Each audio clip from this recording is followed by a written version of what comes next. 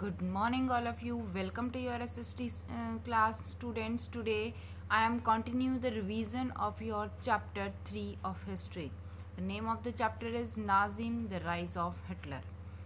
As you know, student, under this chapter, we have to be learn that how the Hitler become the dictator of France.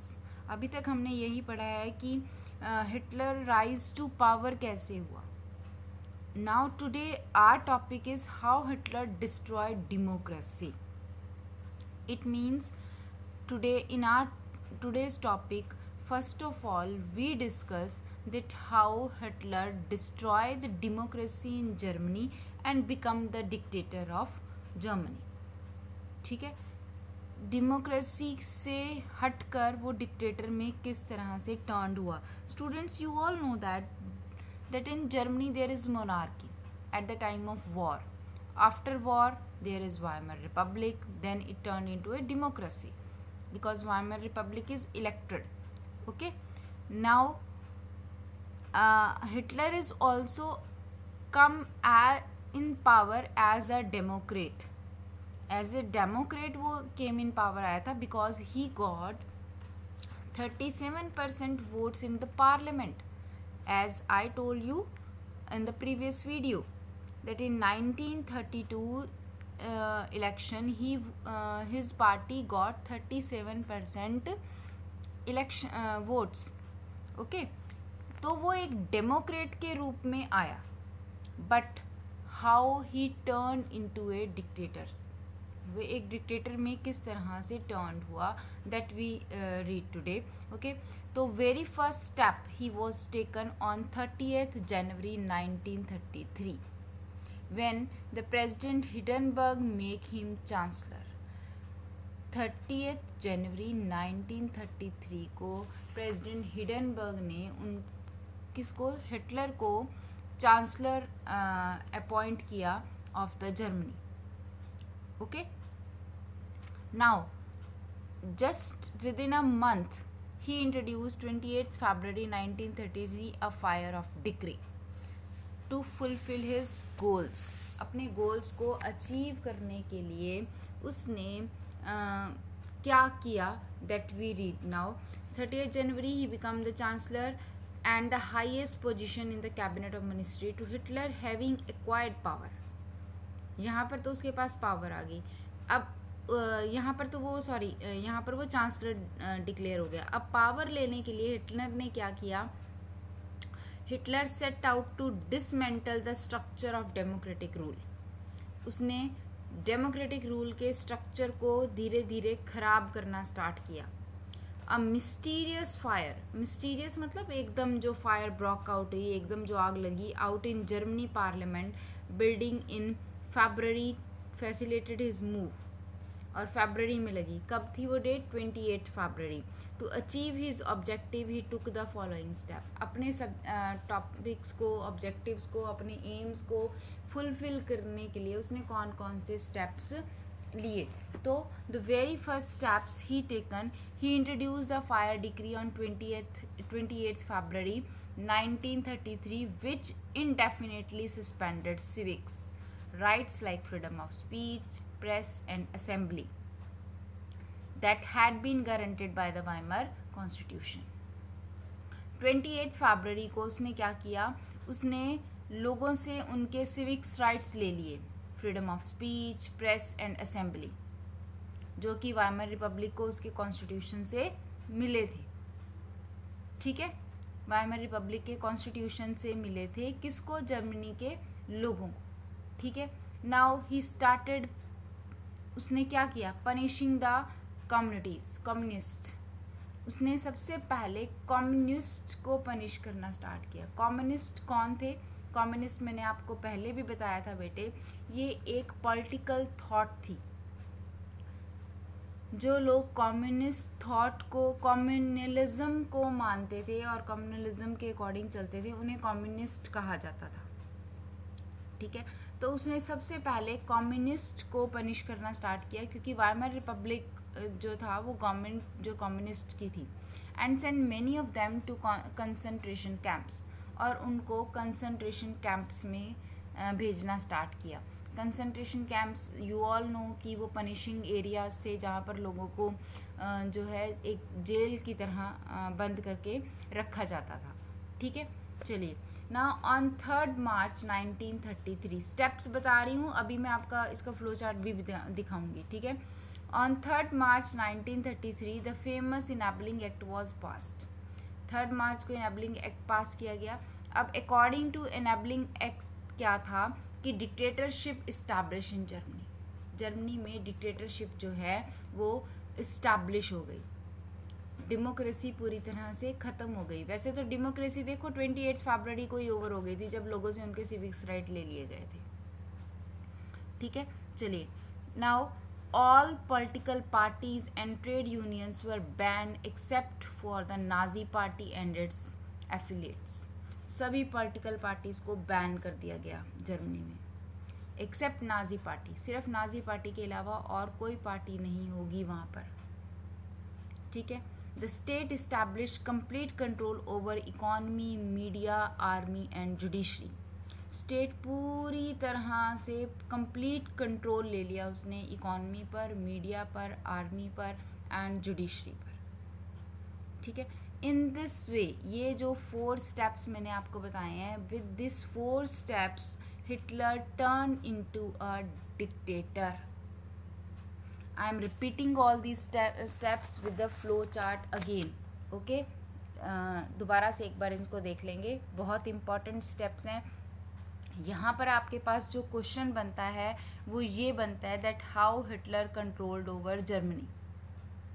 यहाँ ये भी लिख सकते हो that how Hitler turn into a dictator. ठीक है, तो इसमें ये आएगा.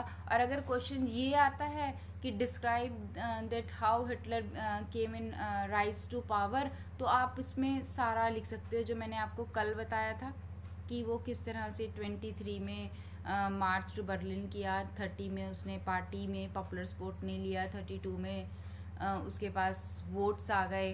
तो वो सारे के सारे स्टेप्स इंक्लूडिंग दीज स्टेप्स आपके पास पूरा जो है हिटलर राइज टू पावर आ जाएगा. ठीक है, चलिए. नाउ आई एम हियर कि क्या स्टेप्स उसने लिए. On 30 January very first step था 30 जनवरी जब वो क्या डिक्लेयर हुआ, chancellor of Germany.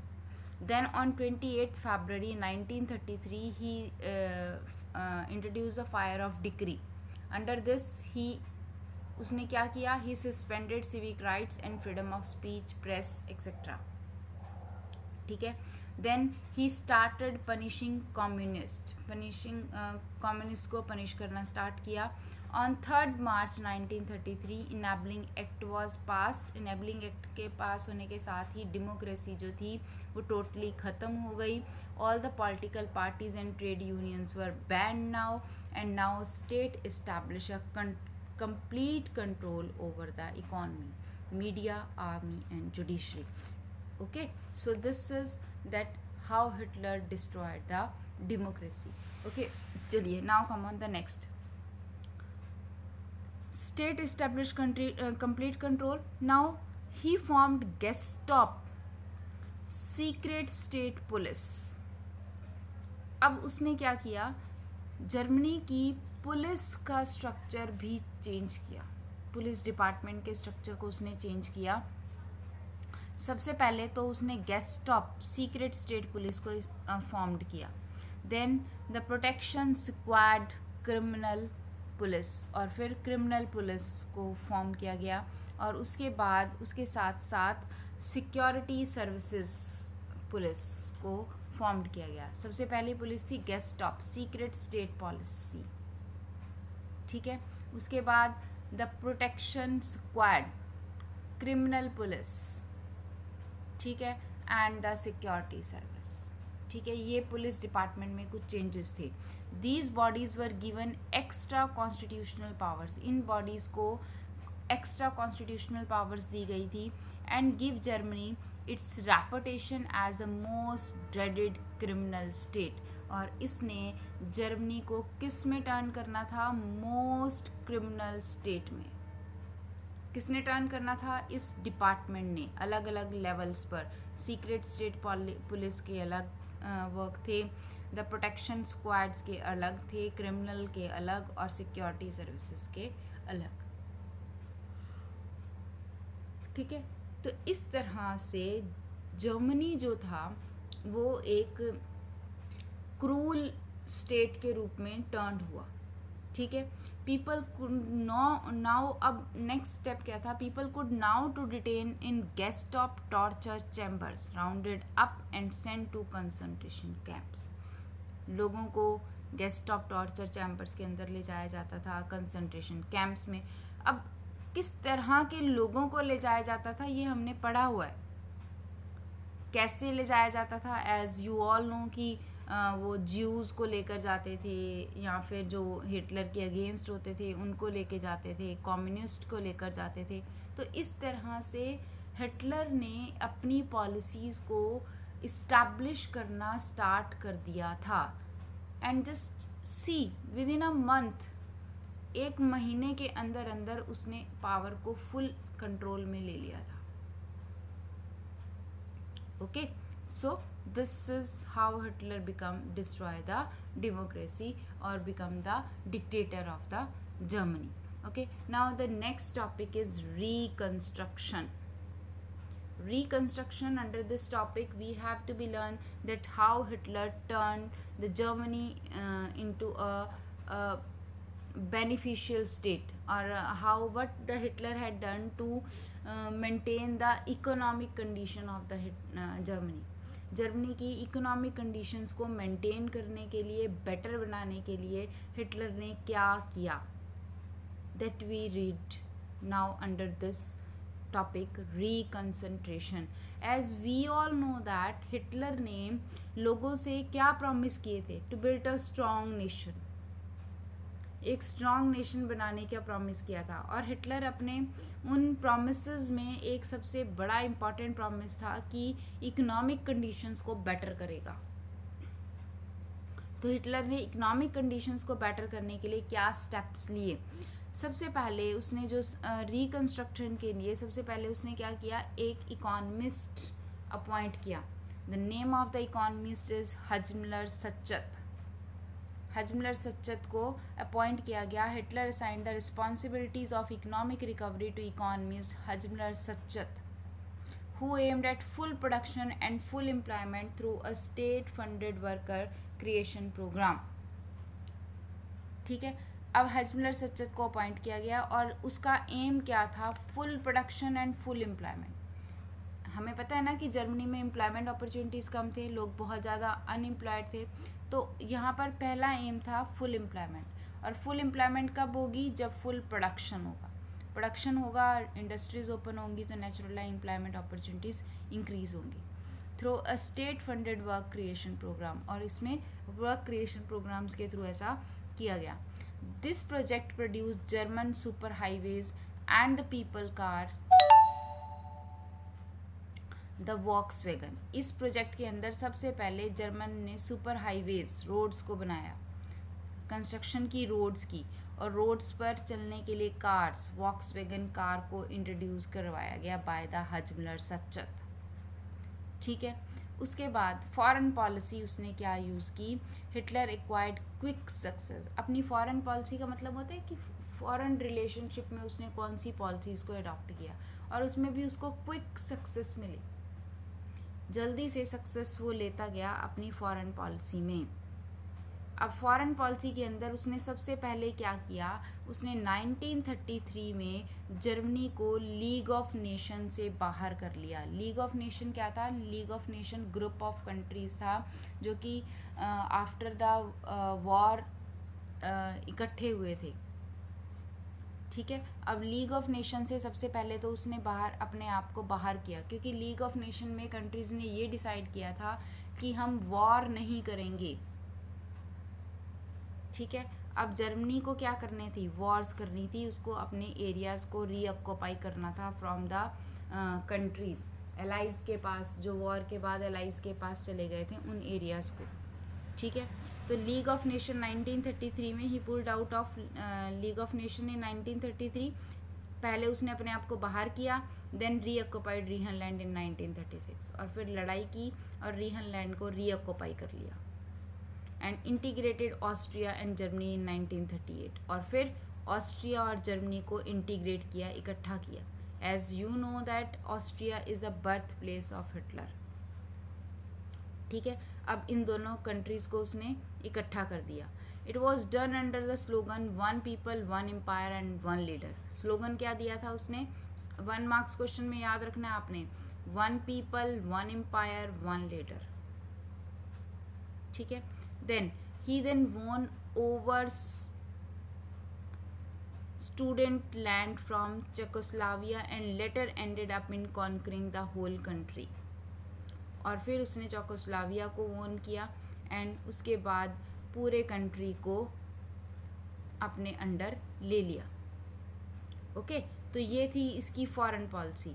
Foreign policy में उसने क्या किया? सबसे पहले तो उसने अपने आप को लीग ऑफ नेशन से बाहर किया, फिर उसने रिहनलैंड को ऑक्यूपाइड किया, फिर ऑस्ट्रिया और जर्मनी को ऑक्यूपाई किया. अभी आगे और आएगी उसकी foreign policies. He then won Hitler favoured war. उसने किसको फेवर किया? वॉर को, as a solution to economic crisis, कि हम अपने इकोनॉमिक क्राइसिस को किस तरह से ओवर कर सकते हैं थ्रू द वॉर्स करेंगे, दूसरे एरिया को कंट्रोल करेंगे, जीतेंगे, और फिर क्या होगा, वहाँ की रिसोर्सेज, वहाँ की पब्लिक, वहाँ के पैसे को यूज़ करेंगे. Because he was the view that resources could be accumulated only through expansion of territories. कि रिसोर्सेज को हम किस तरह से accumulated, कैसे इकट्ठा कर सकते हैं? जब हमारी टेरिटरीज इंक्रीज होंगी, हमारे हाथ में ज़्यादा से ज़्यादा एरिया होगा. ठीक है, तो इस तरह से हिटलर ने रिकंस्ट्रक्शन ऑफ जर्मनी को स्टार्ट किया. Let us discuss the foreign policy once again. एक बार इसकी फॉरेन पॉलिसी को दोबारा से देख लेते हैं, important points. Okay, in 1933 pulled out Germany from League of Nation. ठीक है. Then in 1936 he reoccupied the Rhineland. 1938 integrated Austria and Germany under the slogan one people one empire and one leader. Then he thought that resources could be accumulated only through the expansion of territory, and last, so he favored wars as a solution to economic crisis. ये थी इसकी foreign policy. यहाँ पर discuss question the foreign policy of Hitler, तो this is your answer. This 6-5 point is your answer of the foreign policy of Hitler. Okay, now the Nazi world view. अब Nazi का world view क्या था? Under this topic exactly we learn the thoughts of the Hitler. Hitler के क्या thoughts थे, वो क्या चाहता था, वर्ड के बारे में क्या सोचता था, that we learn under this topic. Okay, so we discuss this Nazi world view in the next video. Thank you.